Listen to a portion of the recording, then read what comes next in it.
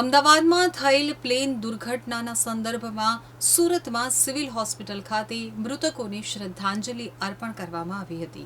અમદાવાદમાં બનેલી દર્દનાક ઘટનાના પડઘા સમગ્ર દેશમાં પડ્યા છે, જ્યારે આજરોજ સુરતના સિવિલ હોસ્પિટલ ખાતે મૃતકોને શ્રદ્ધાંજલિ આપવાનો કાર્યક્રમ રાખવામાં આવ્યો હતો, જેમાં મોટી સંખ્યામાં રેસિડેન્સ ડોક્ટર ઉપસ્થિત રહી અને હાથમાં કેન્ડલ રાખી શ્રદ્ધાંજલિ અપાઈ હતી।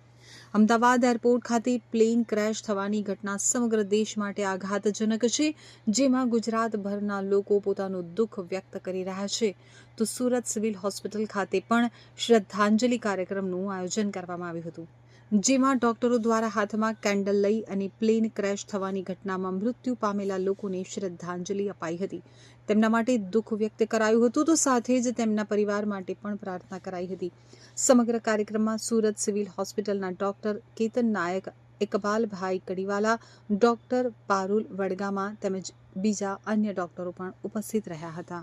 અમદાવાદમાં વિમાન દુર્ઘટના બની ખૂબ દુઃખદ બાબત છે। સમગ્ર દેશ અને દુનિયા ખૂબ આઘાતમાં સરી પડી છે।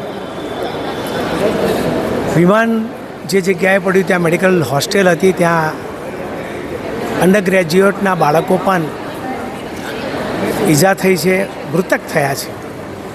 આ તમામ દુર્ઘટનામાં મૃતક થનાર આપણા સૌ સ્વજનોને હું શ્રદ્ધાંજલિ અર્પણ કરું છું। ભગવાનને પ્રાર્થના કરું છું કે તેઓને ચિર શાંતિ અર્પે ભગવાન, તેમના કુટુંબીજનો પર આવી પડેલ આફતને સહન કરવાની ભગવાન શક્તિ આપે, એ જ પ્રાર્થના। ઓમ શાંતિ, ઓમ શાંતિ, ઓમ શાંતિ।